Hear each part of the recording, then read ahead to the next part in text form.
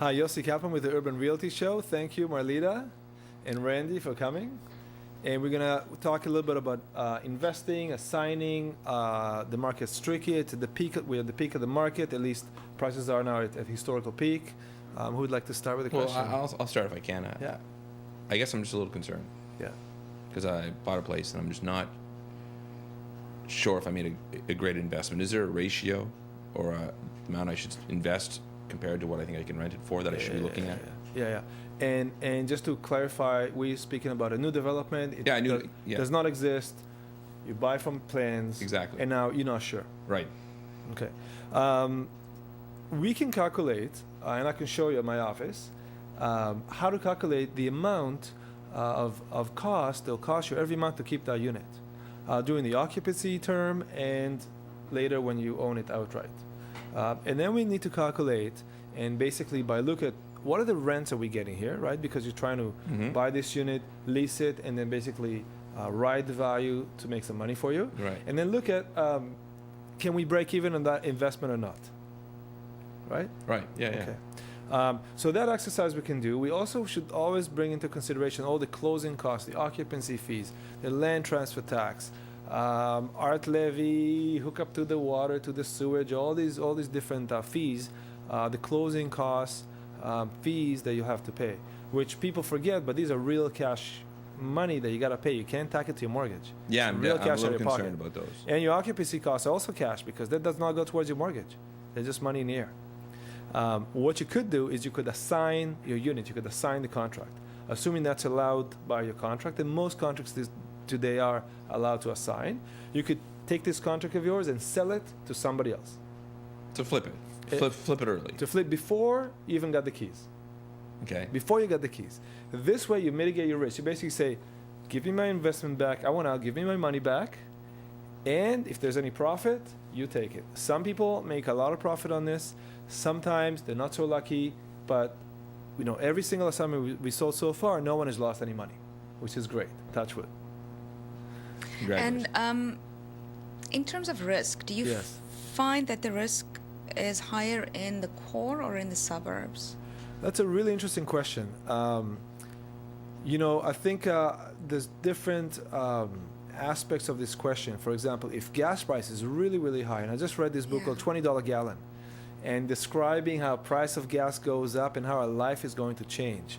And there's the death of suburbia. I know there's films that came out the last few years, and they say that living in the suburbs is going to be more and more expensive, and people would rather not commute. And we also see that the city is building up not only residential but also office towers, which means jobs, many, many jobs. Yeah. So nobody knows the future, but it seems to me that the risk is lower in the core. But the prices are also higher in the core, right? The price is higher because the price of the land is higher. Yes. To bring the concrete truck and to build is higher. Everything costs a little more. And it's just a supply and demand issue, I would imagine, right? Supply and demand.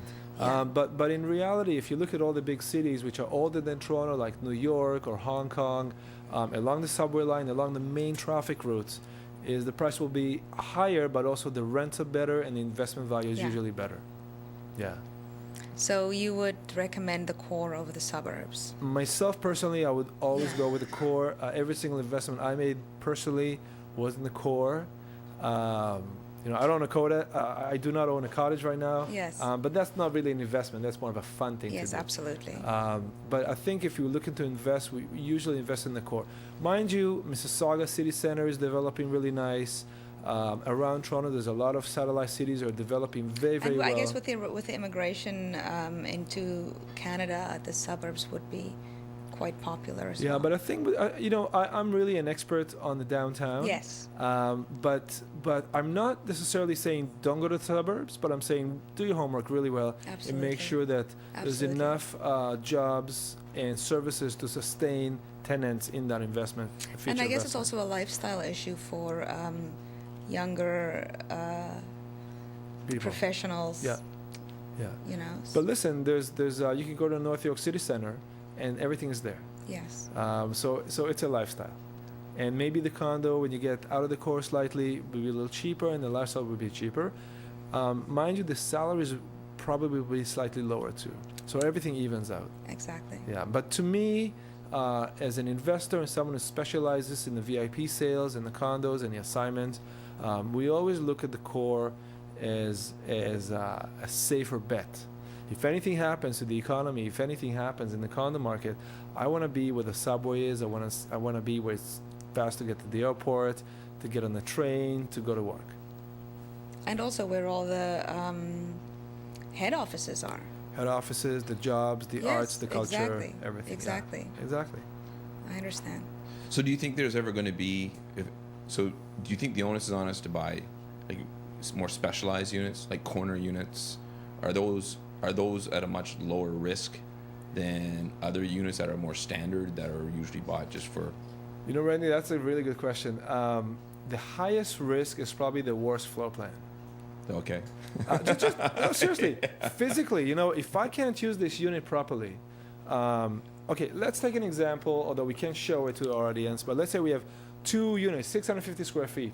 One is a fantastic floor plan where there's a den that could use it as a second bedroom, and the bathroom is easily accessible from both rooms.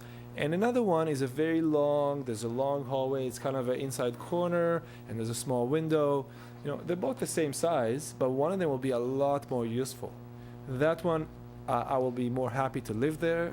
My tenants will be happier, and I'll probably get more money and sell it faster than the other one, which is too narrow, and I can't fit my furniture and just not comfortable. And if one is a novice buyer and one buys off a plan, how do you know, as someone who is not experienced in this, which floor plan is a good floor plan as opposed to which floor plan is a bad floor plan? Well, that is part of my job, Yeah. is to recommend and to show the people what floor plan is, which section of the building to go. Should we go low? Should we go high? Should we go corner unit? Should we go larger, smaller? This is something we discuss specifically with every investor according to what they want to invest and what the building is and what's building around, and make sure your view will be safe, or knowing I'm not going to have you, or knowing I will always have you is very, very important for a decision on making an investment. Mm-hmm. So that's something that really, we do this on with every unit. We discuss this every single time with every purchase. Thank you, Yossi. Okay. That's great. Thanks, guys.